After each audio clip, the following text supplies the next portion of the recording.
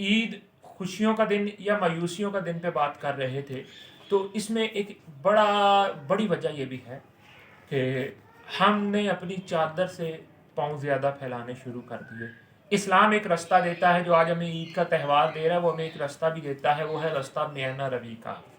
हम ईद या कोई भी ऐसा त्यौहार आता है, तो हम म्याना रवी की सोच से बाहर निकलते हैं जी, और ये कहते हैं कि यार ईद आई है, बहुत अरसे के बाद आई है, तो इस ईद के चक्कर में हम वो हरकतें कर जाते हैं जिसका कोई हिसाब ही नहीं होता। इखराजात हम अपने इतने बढ़ा लेते हैं, और फिर जो शख्स इखराजात बढ़ा रहा होता है, जो शख्स कर रहा होता है, वो मुंह से तो ये कह रहा होता है कि यार कोई गल नहीं, साल बाद ईद आई है, लेकिन वो उसके चेहरे पे, उसके दिल में वो मायूसी या वो कर्जा उतारने की परेशानी और सोच की वजह से अपनी ही नहीं, पूरे अहले खाना की खुशियों वाली ईद कुर्बान कर बैठता है। इससे बेहतर ये है, इस्लाम हमें म्याना रवी का दर्श देता है, तो हमें आगे बढ़ना चाहिए। हमें अपनी इस्ताअत के मुताबिक, वो लाजमी नहीं है कि हम मटन रखेंगे तो ईद होगी, हम बीफ रखेंगे तो ईद होगी, हम चिकन रखेंगे तो ईद होगी।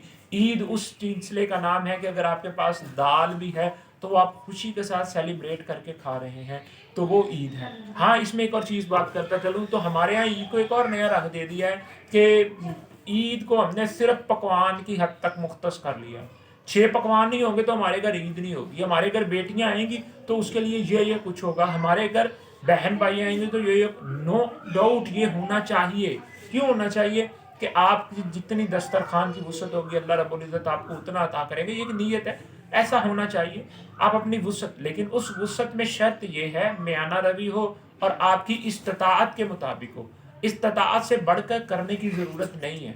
हमारे यहाँ अब ये हो चुका है, ये माशरा बन चुका है कि कोई बात नहीं, साल बाद ईद आई है, ये कर गुजरो, और फिर हम ईद वाले दिन भी खुश नहीं रह सकते। इसलिए अपनी इस्ताअत के मुताबिक, अगर आपके पास दाल की हैसियत है तो कोई बात नहीं, आप उस दाल के साथ पूरा ख़ानदान बैठ के खूबसूरत अंदाज में इंजॉय करें, मीठी मीठी बातें करें, तो ईद की खुशियाँ दोबाला होंगी।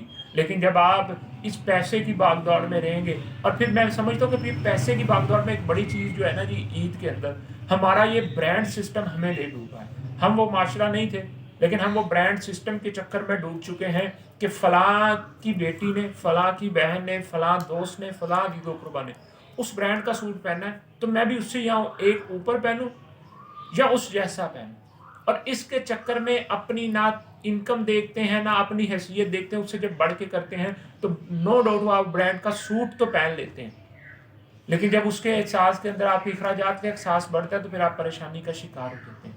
इसलिए कहीं पर नहीं लिखा, कहीं पर नहीं कहा गया कि ये ब्रांड्स ना हो तो ईद नहीं होगी। ठीक है, मैं बड़े आसान लफ्ज़ों में कहूँ, नो डाउट उसमें एक हेल्थ और हेल्थ से डिफरेंस बात तो ज़रूर आ जाएगी कि एक अच्छी क्वालिटी है और एक बैड क्वालिटी है। लेकिन एक चीज़ कहता हूँ, आपको फ्योनी ही पे चली जाए, जो ईद की मीठी की सौगात होती है, वो आपको चंद सौ से लेके हज़ारों केजी तक भी मिलेंगी।